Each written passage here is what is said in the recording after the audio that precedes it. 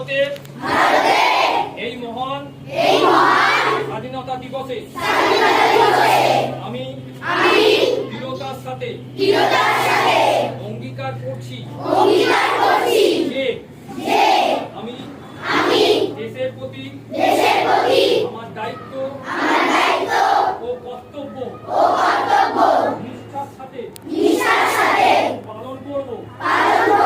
দেশের উন্নতির জন্য আমি নিজেকে একজন যোগ্য নাগরিক হিসেবে আমার পড়াশোনার প্রতি সম্পূর্ণ মনোযোগী হব এবং জ্ঞান ও বিজ্ঞানকে আমাদের পরিবার পরিবেশকে রক্ষা করব।